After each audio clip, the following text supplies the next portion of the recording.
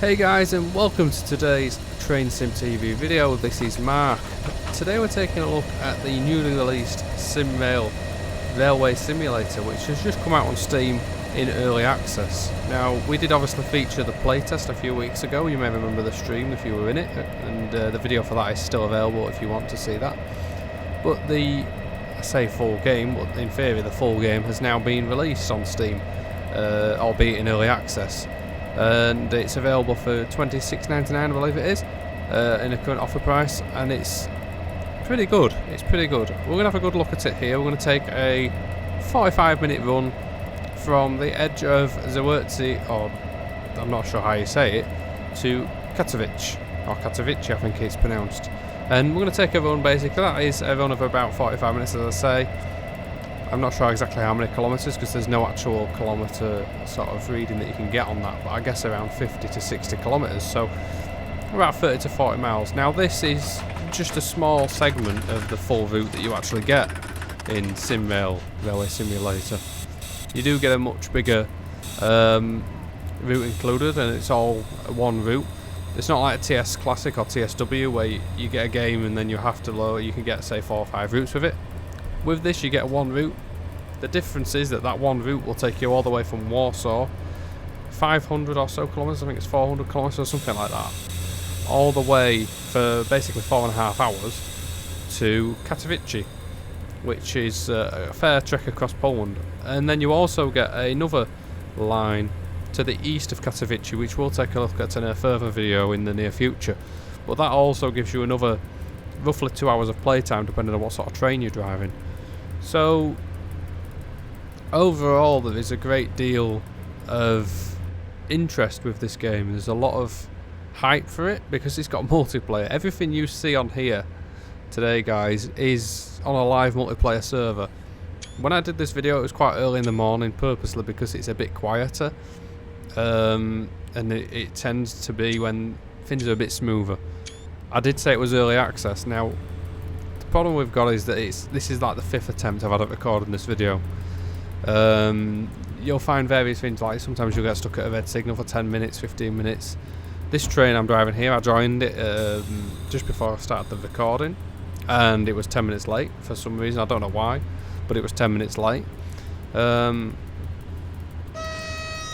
yeah, this is my 5th attempt at recording this. The 4th attempt was going really well until I came head on into a train. So you do find that this, because it's a live internet arena, that you do have the odd issue, but when it works, and how it works, for instance, on this morning, it is fantastic. There was still around 30 odd people online, I think, at least, and there was quite a few online dispatches and stuff. We're actually running, as we arrive here into Zawiercie, we're actually running under a real human dispatcher at this moment in time. Now, if I remember rightly, I may stuff this arrival completely. I'm doing the voiceover recording after I've actually filmed the video, but we're actually running under a human dispatcher, and I completely make a mess of this arrival. We're trying to pull time back, and I'm arriving at snail's pace, literally 5 miles an hour down the platform. And that's because I didn't realise how long my train actually was. It's got a fair few coaches behind me. Yeah, we're just pulling up here. Now, the way Poland's railways operate is that you won't get what they call a departure signal, so a green signal, a yellow signal, whatever, until you have completed your station stop. You know, I've actually having to pull up to the signal a bit further. Now you can see that the dispatcher has just given us a yellow signal because he obviously stopped in the station, and technically I'm now clear to proceed. Obviously he doesn't know that I've nosed the stop up and I'm having to make the second stop. But yeah, so this is what we're taking behind us today. We've got a rake of compartment stock.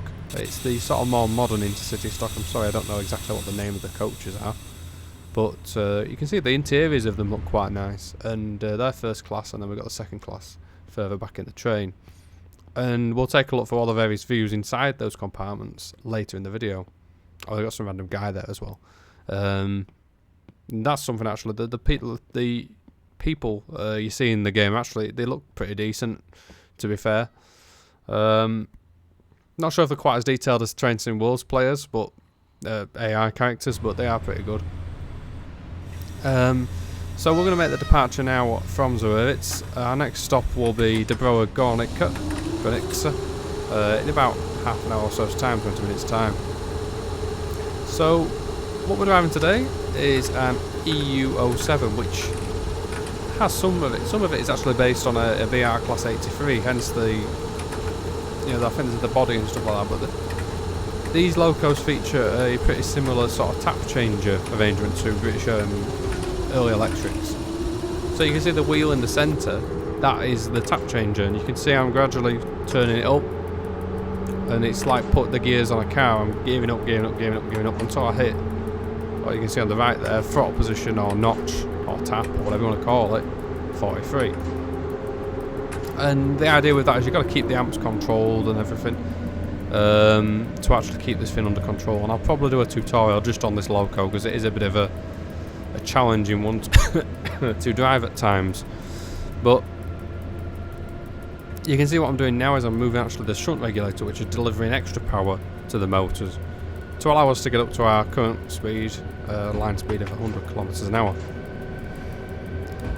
But as you'll have seen in the last few moments, we've passed a couple of trains. I think one of those had a player in it and the other two were AI.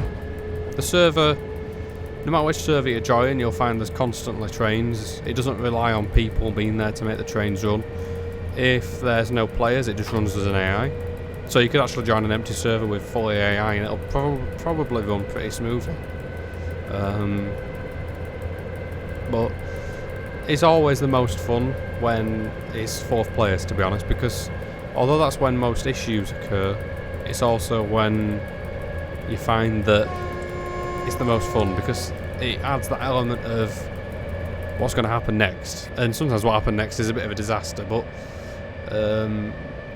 yeah, it's quite fun. So we are currently heading between Zawiercie and Zawiercie. Zawiercie is where we join through a sort of big yard on the left there. You can see just then as well, obviously, there was quite a bit of stuttering. And that is one of my biggest gripes with this game at the minute. And it's at times bordering on being worse than TSC, which is saying something. And you see it's doing it now. And I'm not sure what it is, whether it's lag or it's just can't load all the scenery fast enough. You do get a lag spike sometimes when it loads another train in.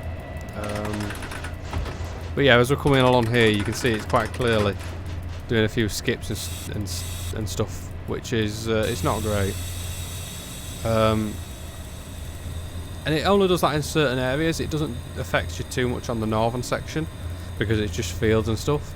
But unfortunately, when you do get to these busier areas, it does do it quite a lot. Now, as we've already said, it's early access, so let's see if they fix that. But there's a lot of things that aren't yet in early access. If you go to the Steam store page, you can actually read their sort of plan and stuff. So a few questions as to what you might have is like such as, well, why is it in early access? It's a question certainly I've asked quite a few times. And Playway, the developers or the publisher of the game, their reasoning is that we want to involve the SimRail community in improving details so that the game can become the best railway simulator that meets the expectations of players from around the world. Fair enough, I guess. Approximately how long will this game be in early access? And they say that they estimate that SimRail will be in early access phase for 3 to 6 months. I honestly have my doubts with that. I feel like it's going to be longer. I just don't see everything they plan to do being done in 3 to 6 months. But we'll see. And then it says, how is the full version planned to differ from early access version?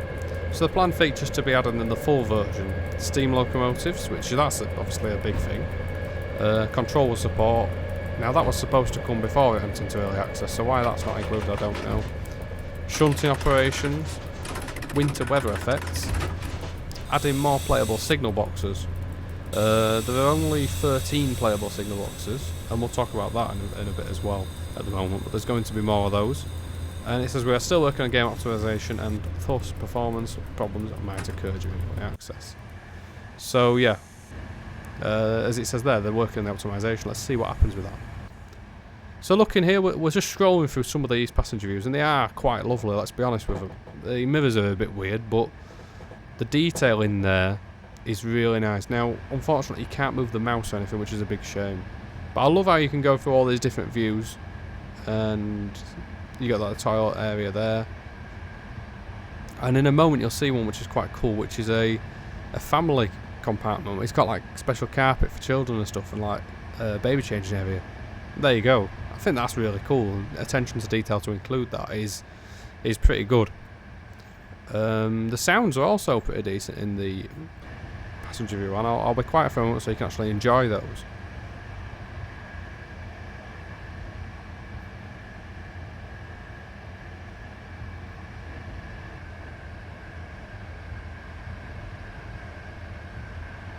So you can sort of scroll through these various views. Now that buzz in there is the actual, what you would call the vigilance system for the signal, because I didn't press it in time, it makes a buzzing sound.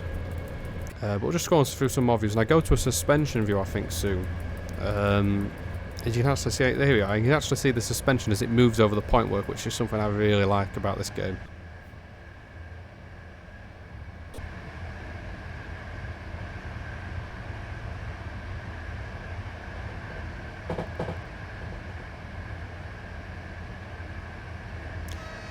So as you can see, the suspension moves. The sounds are pretty decent as well. They're not bang on, but they're pretty decent. They're not like old Kuju days when we had people hitting a hammer and stuff like that. They are decent. But yeah, I love the bounce as well. As you'll see as we go over some point work in this run, we'll see that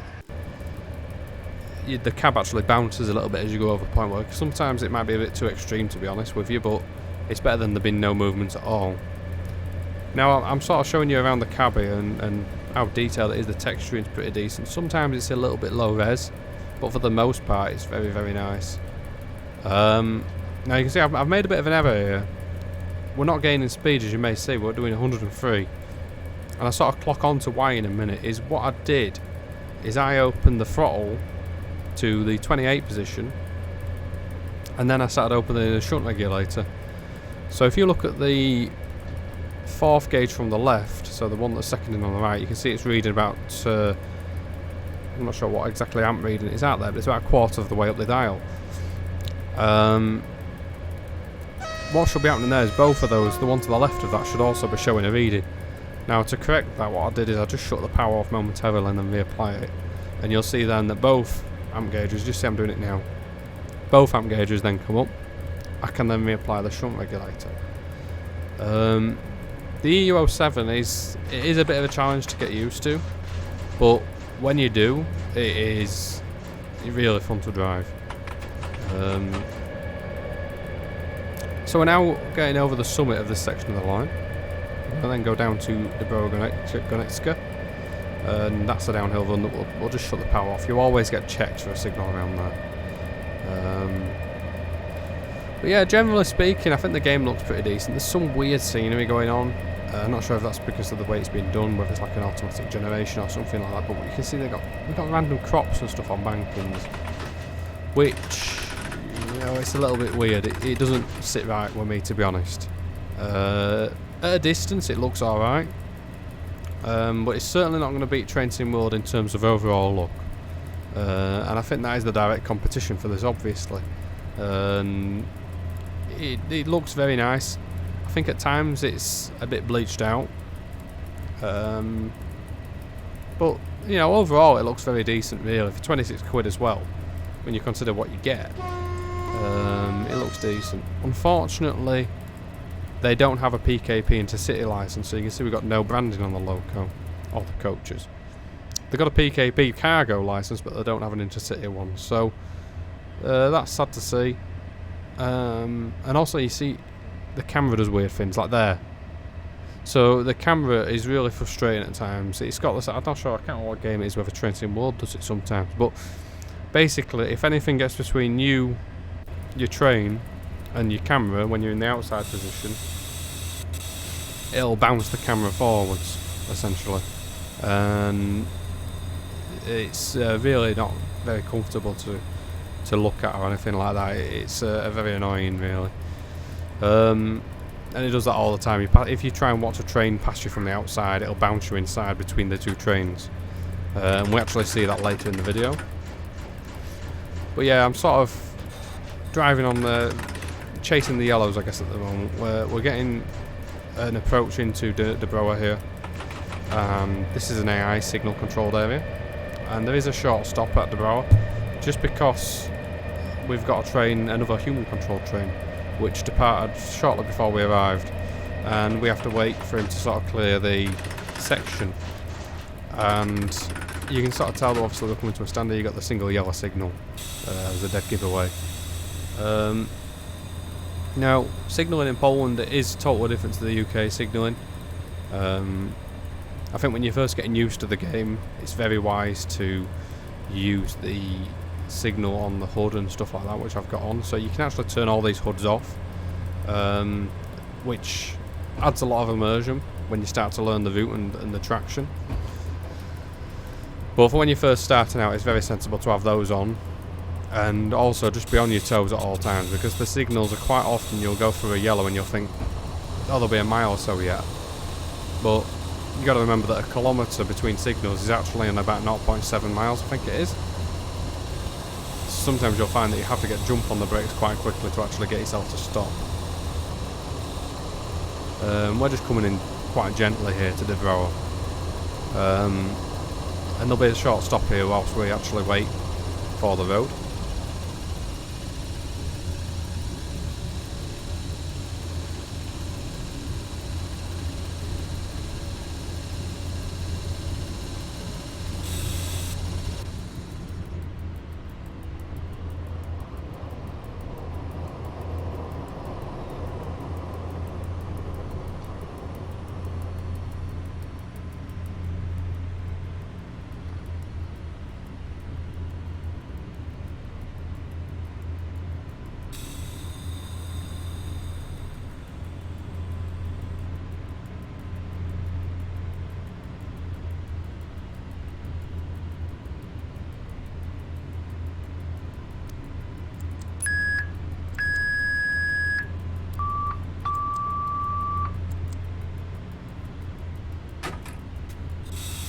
So I've cut out the stop here. You'll get the signal actually stepping up to a 100 km/h permissible signal in a second, which is a green signal on the top. I think that's flashing. I'm not entirely sure why it's flashing. I think that's telling us that the next two sections are clear, basically. If you see a flashing green, it's not like in this country where flashing green used to mean 140 miles an hour or whatever on the East Coast. A flashing signal means, as far as I'm aware, that the two blocks ahead of you are clear and that you can go 100 km/h.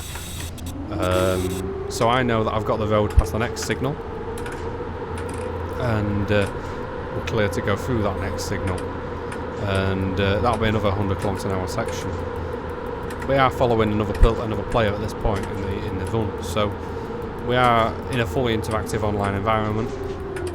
That person had actually stopped just past the station. I'm not entirely sure because it looked like their section was clear. So that's the fun of online multiplayer, is that we had a little wait there because somebody probably messed up the loco or something. But yeah, I'm sort of driving under caution because I know I've got somebody directly ahead of me.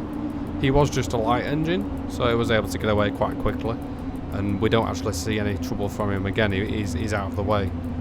I was very conscious at this point. Behind us we had a express that had been following us quite a long way, and that was basically because I was 10 minutes late. It should be 10 minutes behind us, but it was because I was 10 minutes late. It was literally like 2 blocks behind us. But you can sort of see with all these trains coming in, you've got freights and stuff and all sorts around. It's quite busy. And I believe there's going to actually be, it looks like there's going to be 2-player signal boxes at this junction in future. This one has a 3D interior, and that's how you can tell that there's going to be a future signal box, because it's got a 3D interior. And the one behind us, about a mile back, on a 3D interior. So I'm assuming both of those are going to become player controlled at some point, which, you know, will be pretty cool. So we're diverging off to the right here. The R2 sign, by the way, that we just passed, you'll see in a second. I mess with the radio dials. R2, that sign was telling us to change to radio channel 2, so I'm on channel 1 currently. Change to radio channel 2 because we've passed the R2 sign.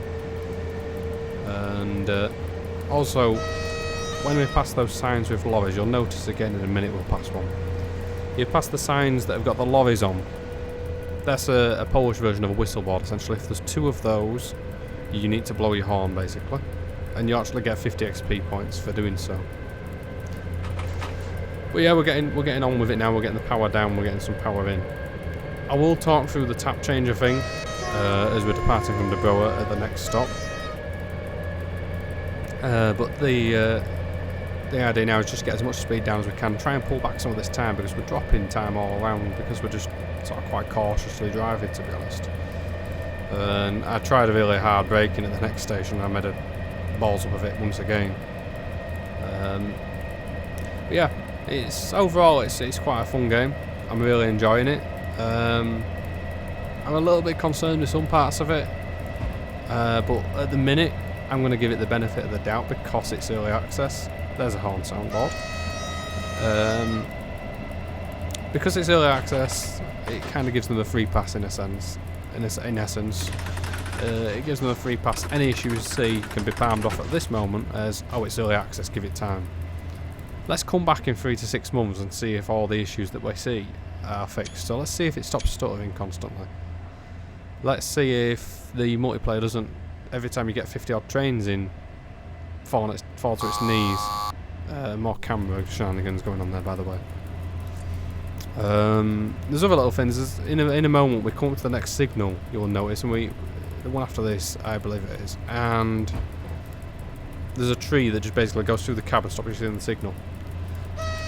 Now the reason for that is because really late in development they actually decided to change from their own tree models, I believe it was, to speed tree.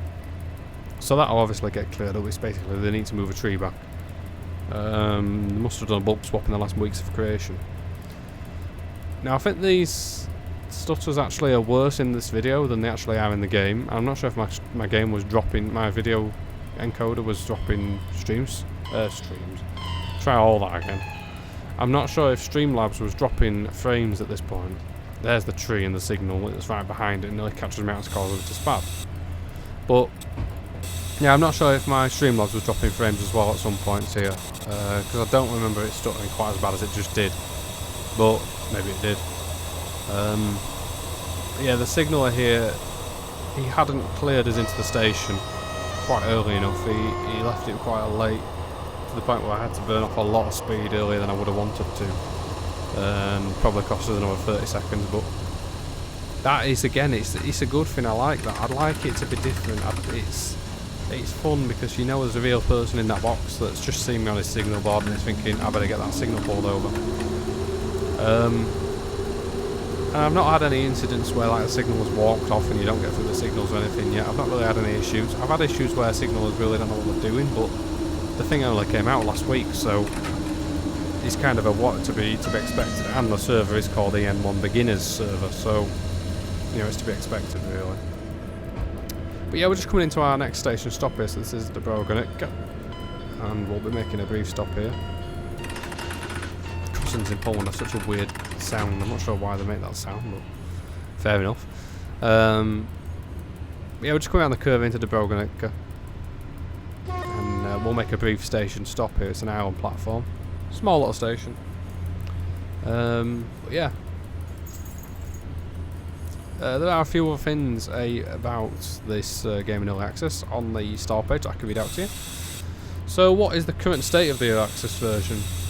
The game currently includes complete scenery that contains nearly 500 kilometers of routes, created with the use of real geodetic data.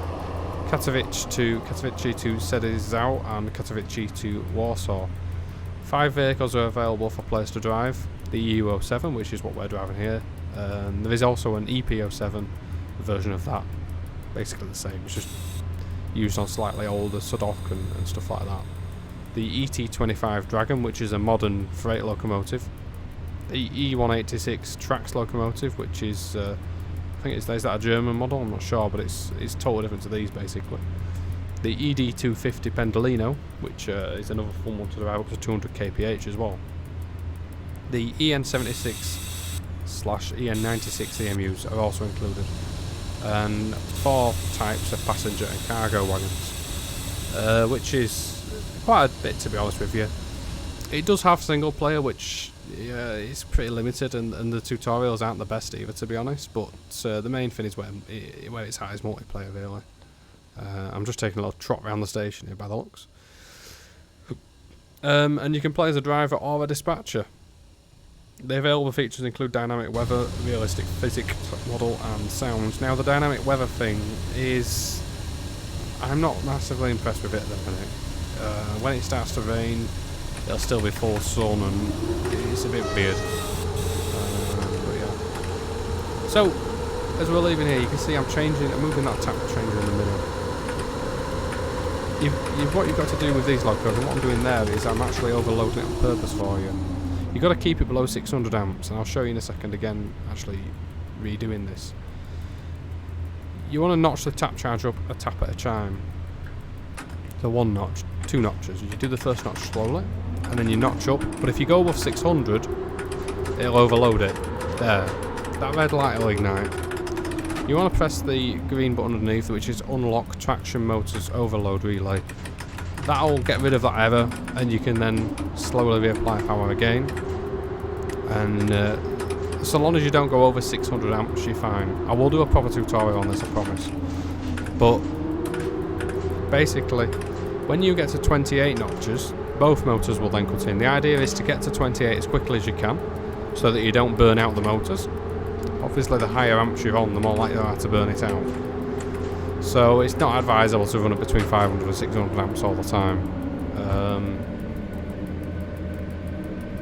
So you can see I've got to 43 out of 43 notches. What I'm then doing is using what they call the shunt regulator. Now, don't be fooled by the name shunt regulator. The shunt regulator will give you extra power when you get up to 43, tap changes. You can then use what they call shunt regulator, which gives you 6 big notches to give you extra amps to get up to your maximum permitted speed. For us, that's 125 kph. And we've now just hit full power now. We're now notched 6 out of 6 on the shunt regulator, and we're 43 out of 43 on the tap changer. If I wanted to maintain speed at this point, I would just drop off the shunt regulator, and it would probably maintain speed. Really, it wouldn't go up or down too much, even on full power, because you'd only be applying about 200 amps to each motor. At the minute, as it is, we're applying 400 amps roughly to each motor, and you can also see the amp meter on the right hand side. Once you've got above notch 28, you can go to a maximum reading of about 1200 on the right hand side there on the current. Below notch 28, your maximum current aid out needs to be 600. Again, if you go above 600, it'll overload, and you need to press the reset current overload relay button, which is the green one, two to the right from that red button that you can see at the bottom left of my screen. It's the second green button to your right of that. You just press it and it'll fix it. If you find that you completely break your loco, what you could do is you can just press escape and actually activate bot, and it'll activate AI, which will start driving the train for you. You can then turn that off and it'll fix whatever the issue was, generally speaking, and it'll be back to how it should be. So this section of the route is probably my favourite. It's where it's quite busy all around here, and there is actually quite a network of lines. Unfortunately, I can't show you a map. One of the biggest problems with this is they haven't put a map in the game. Despite many requests, they haven't put a map in the game as yet, and I'm sure they said they were going to develop one. There is a website where you can go to. It's a SimRail.fr community website. They've created a map that you can see live trains, on it, and that's how I sort of knew there was somebody in front of me. Obviously, I can't show you that because that would be a different overlay. But yeah, we need a map really, because it is quite impressive what they've included with this game. There's 2 main routes, but there actually are about 4 or 5 different routes around the Katowice area where you can sort of go off. So this is Zawiercie that we're going through at the minute, and you can actually see the signalman in the box here, which is quite cool. That is the real player's avatar in there that you can see stood there. So he's actually watching us go through, and that's why I'm blowing the horn to him, saying hello. And I think around here somewhere we get our actual first instance of player tones, which is when you're passing a real player, quite often you'll get a tone from them, friendly hello. Just give them a tone back, it's a good bit of fun. So yeah, we're coming over towards Sosnick at the minute now. Sosnick, and I am mullering these pronunciations, I know I am, because I've heard the correct ones and I've forgotten them. Now Sosnick is where there's often problems with multiplayer. There's a single track chord there where there's some pretty severe issues at times when dispatches, unfortunately. It's quite easy to mess up there. Send trains and the block system basically locks itself completely, and it'll end up stacking trains in both directions and it'll completely break.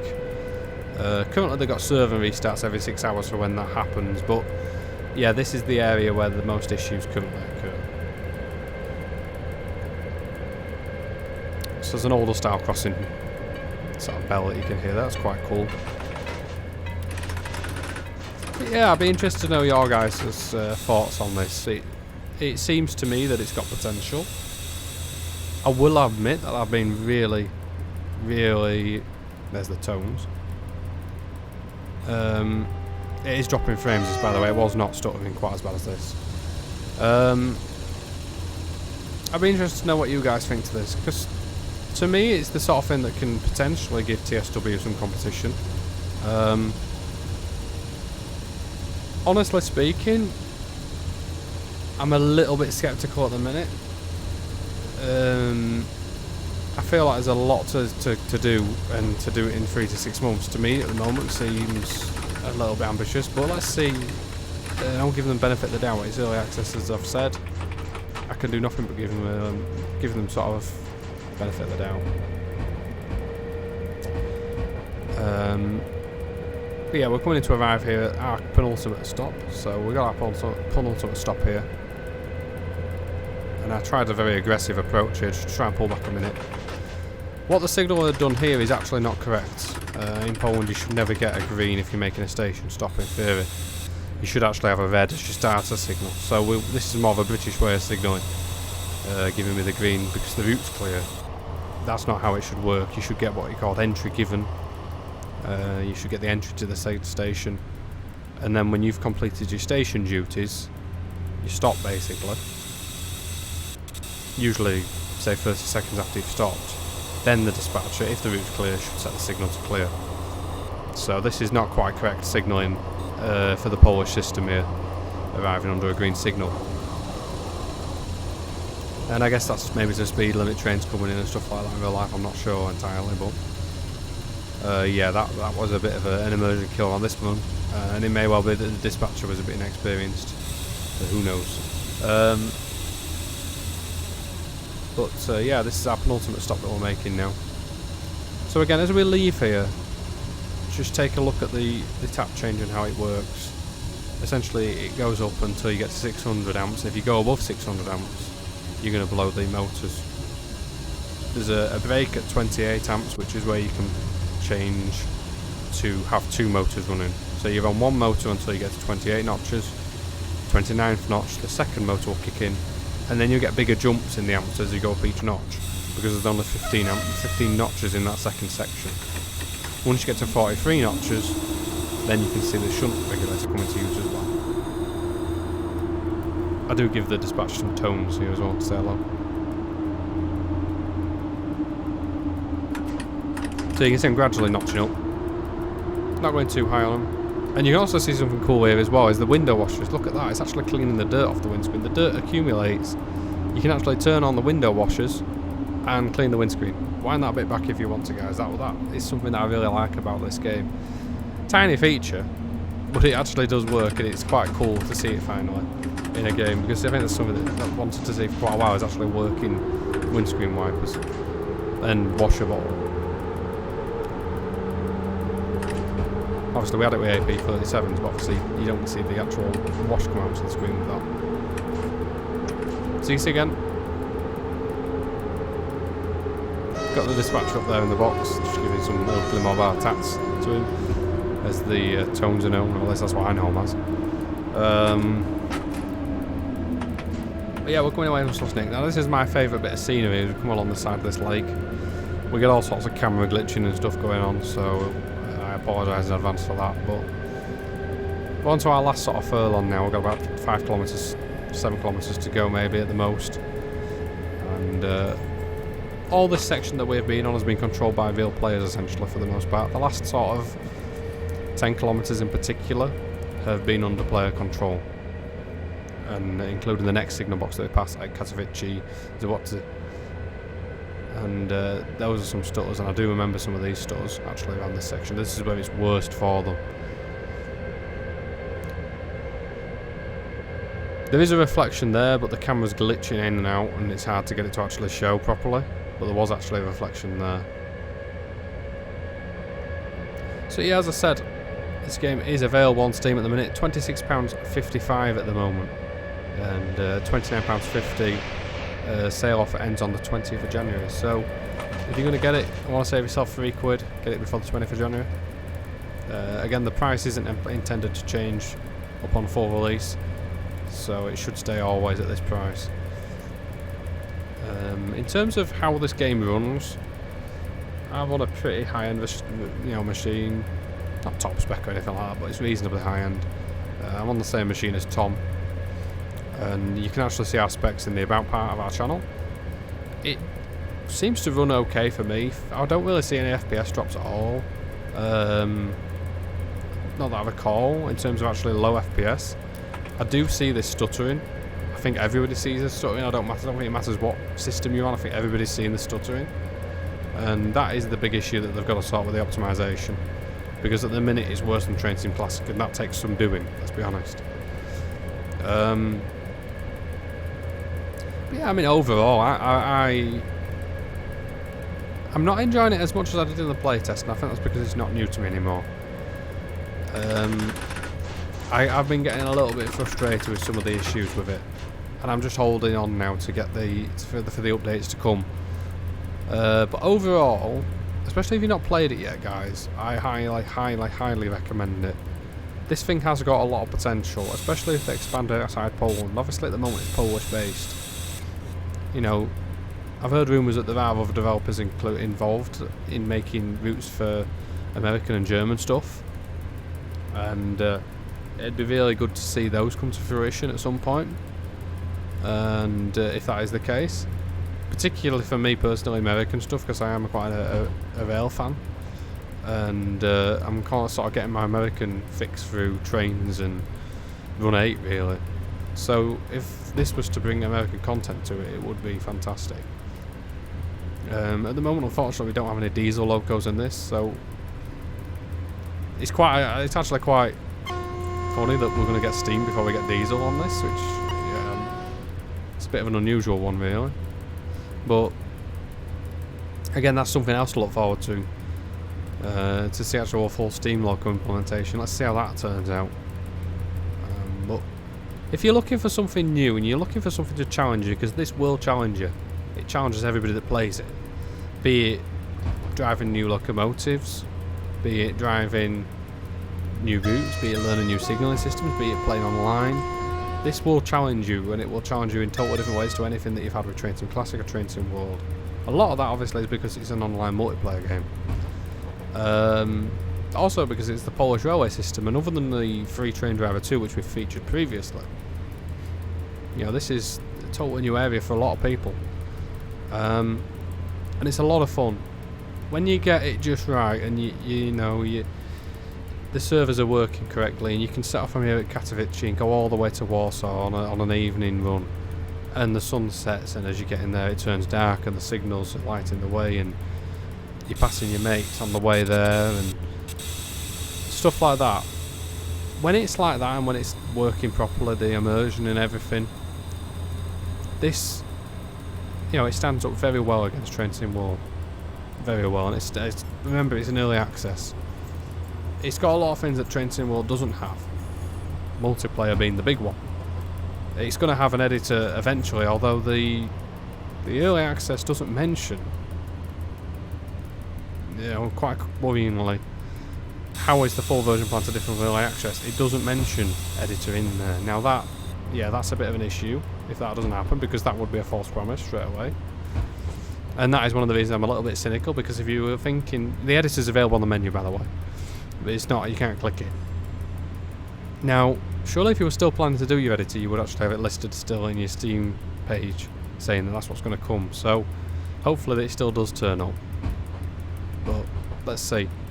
But for 26 quid as it is now, and 29 quid from the 20th of January, guys, I honestly don't think you can go wrong with this. It's worth playing. Even if you get it and then refund it after 2 hours on Steam because you don't like it, give it a try.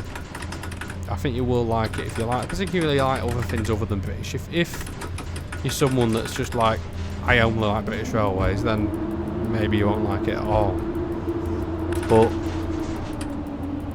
I personally, until last year, had no interest in Polish Railways until I learnt about them a bit. And the way I would sort of propose it to you guys is that it's a bit like the UK was, 30 years ago. It's still got quite a lot of local traffic. It's quite varied. You've got these locos which are quite aging, and we're dropping frames here, by the way. It doesn't stutter quite this bad. You've got locos such as this quite aging. You got over there the N76 and a Pendolino. These run alongside each other in real life, I understand, and in the simulator, obviously. And it's quite an eclectic mix, and it's really fun when you sat there in multiplayer. You could be in a unit following somebody in one of these old locos and thinking, Christ, I've got to follow that thing all the way, just like you might in real life. And it can be as frustrating as it would be in real life. And obviously you rely on the dispatchers to put you past certain trains as well, so it's pretty dynamic. This is our last station stop here at Katowice Main, so we'll stop here, and as we leave here the scenario will end. But for the most part it's pretty decent. A big issue for me at the minute is the timetable. It's very varied, don't get me wrong. You'll find it's your first play of the game, it's quite varied. But once you start playing it for a few days, you'll actually notice there's a pattern, and that pattern is that every hour the timetable repeats. No matter where you are, the timetable repeats every hour. So you'll get just as many trains at 5 PM as you do at 1 AM. Now I am sincerely hoping that this is a temporary timetable, because if this is a full timetable that we're going to get after early access, then I'm sorry, that's a bit pony. We need a proper full real timetable. Now remember, shunting operations aren't included yet. So presumably if shunting operations aren't included, that means that the full timetable isn't included. Again, the Steam store page isn't quite clear. It doesn't state that there's any extra timetable coming. I would really hope so. It also doesn't state whether there'll be some DLC in the future, but as the thing's still in early access, it's a bit pointless worrying about whether there'll be any DLC extensions to this route in the future. There are some extensions that would be really good to see for this. But yeah, I highly recommend it, guys. Ignore some of these stutters. There are stutters, but they are not this bad. Unfortunately, for some reason SimRail does not like playing with Streamlabs for me and Tom. We've both been struggling with it. This has been recorded in 1080p, whereas normally I record in 4K. There's one of those whistle boards I was mentioning. But yeah, it has its issues, but I highly recommend you give it a go. Remember, it's early access. If you don't want to play it in early access, then wait till it comes out fully. But it's working enough to make it very enjoyable. And if you're the sort of person that's got a bit of patience, that doesn't mind helping to develop something essentially, then I do recommend it. Some of the scenery is not amazing, and don't expect it to be a world beater, but there's something new and something fun, and that is primarily why I play this, for something fun. It's very good. So we're coming up to the end of the run here, guys. Just in a second it'll end. There we go. And on the screen there is our summary, so you can see the summary of where I took over. 9 minutes late at the start, and then we ended up, I think, 13 at one point, and we brought it back to 11 minutes late at Katowice. The rest of the timetable there, you can't actually drive along there, but that's where it ends. And these graphs are quite cool. The bottom line that you can see right at the bottom graph, that is a gradient profile. So you can see we've been uphill and downhill quite a bit. It's not just flat. And the top graph is the speed. So you can see my acceleration curves. The yellow dotted line is the speed limit, and then you can see where I've successfully blown the horn and stuff where I should have done, and where I've been speeding and things like that. But yeah, stuff like that's quite nice to see. It's a cool little feature at the end of the day. And it gives you plenty of data on what's actually happened on your run.